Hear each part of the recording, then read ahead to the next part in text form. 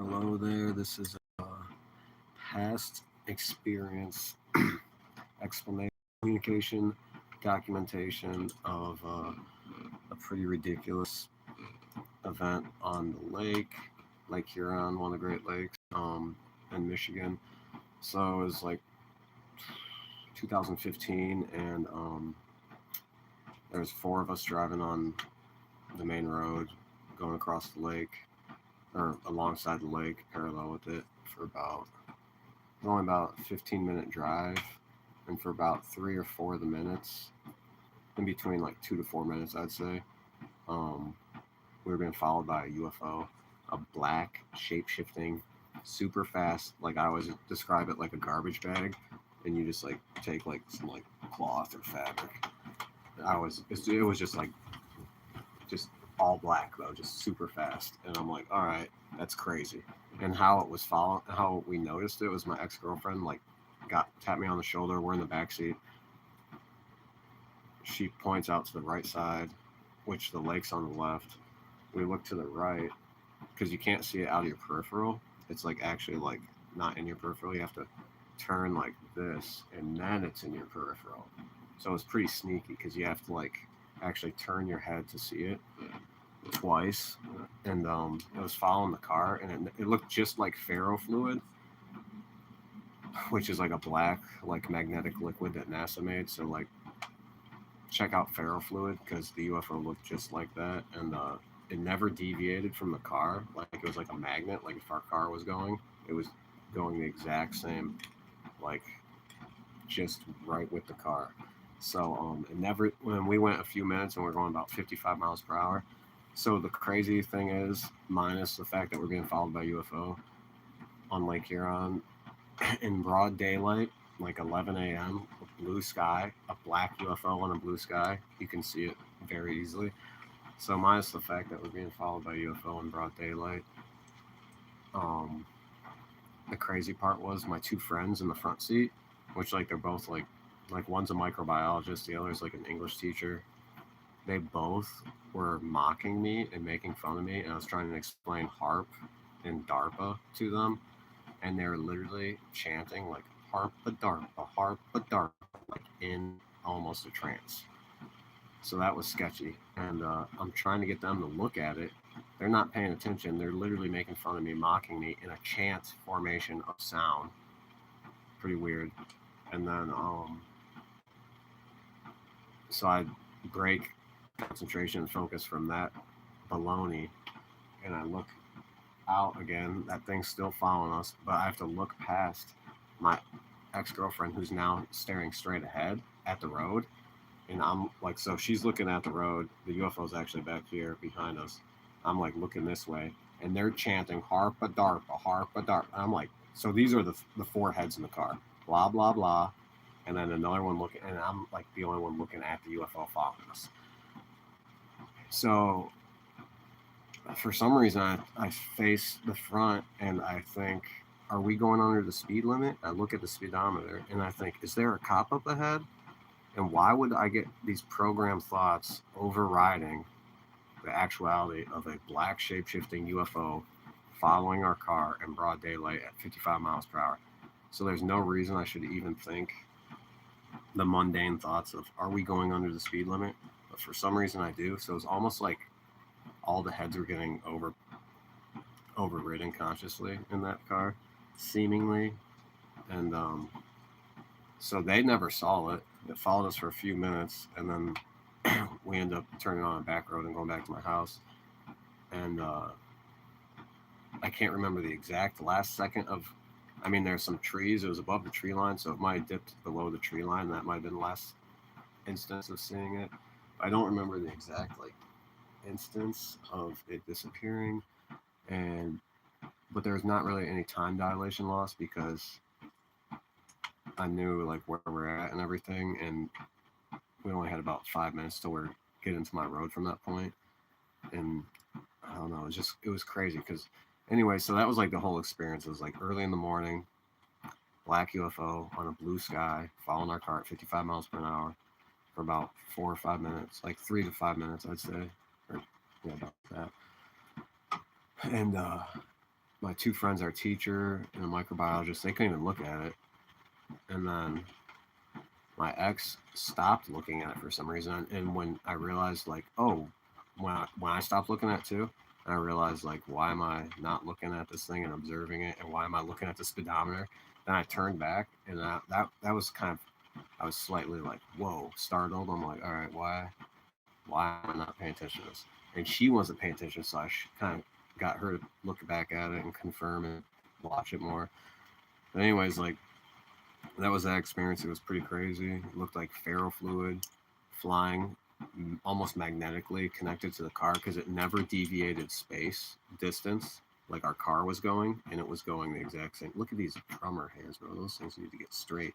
That pointer is out of control. Oh, this pinky's broken from basketball. It looks pretty good right there. Anyways, yeah, that UFO experience was crazy, and that was 2015 or 16, summertime, broad daylight, multiple minutes, multiple witnesses.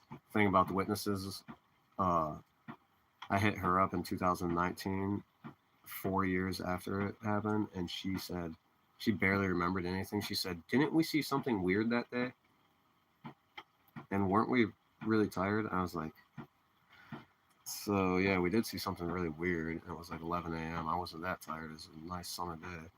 Apparently, my memory and consciousness is just slightly different or something. I don't know, but yeah, that was one crazy UFO experience on Lake Huron.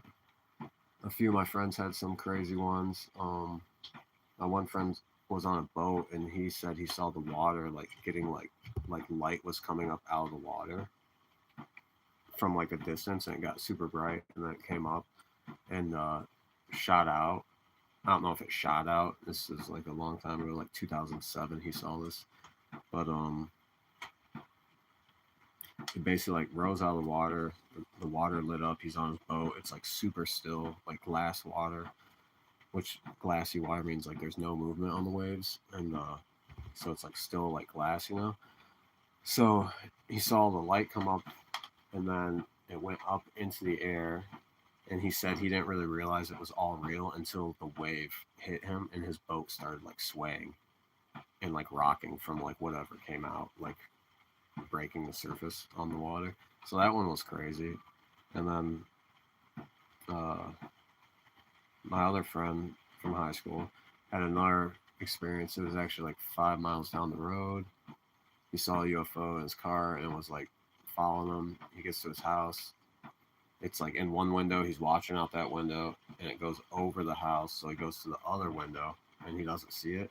So he goes back to this window, and it's like there. And it goes back over, and he goes to this window, and he sees it there. It goes back over. It's not there. And then boom, there's a thud on the roof, and his dog starts going crazy. And then when his dog starts going crazy, for some reason, he brings in the garage, puts in the garage. He's on the phone with his girlfriend the whole time. So he's driving to his house on the phone. He sees it at first in the woods, driving to his house. Then he gets in the house, and then that's when he's looking at still through the window. And then goes over his house. He goes to the other window, blah, blah, blah. Thud on the roof. The dog starts going crazy. So he's already been seeing it for multiple minutes. He puts the dog in the garage. This is 2006. So memory data bank processing power. He puts a dog in the garage. He's on the phone with his girlfriend, who actually lives across the street from here. And it's a 5 mile distance. He's on the phone with her. He's driving. He comes to her because he doesn't want to be at his house with a thud on the roof with a UFO going back and forth. I don't know why he left the dog, but he left the dog in the garage. And while he's on the phone with her, he gets back here and he's almost to her house. And she's like, "Hey, we see something in the sky. It sounds like what you see, blah, blah, blah." And her whole family's out watching it. And the neighbors are out watching it. Oh, dude, I should ask the neighbors about that next time I see them. I just now thought about that. But yeah, that was crazy because they basically just saw it over the lake. Lake Huron is another mile east, so they just watched it like two whole groups of two families and another kid. And I had him like tell that to we were seniors in high school, and he was like, really, he did not want to tell anyone, and must have happened on the weekend because it was a Monday, and our teacher was like, "Hey, anyone have any crazy like what are your guys' stories from the weekend?" That was like the thing, like to start the class. And I was like, Chris, tell your story, tell your UFO story. He did not want to tell it. He told it to the whole class. Everyone was just silent. No one even acted like anything happened. And he was all like, socially like, I don't know. He just was like, he's like, I told you, man, I didn't want to say it. Blah blah blah. So there's like three like Huron UFO stories right there for like a 10-minute gap, real quick, for communication documentation. Trying to think if anything else pops up. Yeah, I'll just leave it at that right now. So I'm gonna try to start documenting basically like some of my craziest experiences because I have way too many, and they have similar patternizations and can go into different categories almost. Like, so another one that happened on Lake Huron, like I'm kind of keeping them all in the same spot right now. Um, this was just a couple years ago. I was drumming with a buddy. He came up from Ohio to drum with me actually, and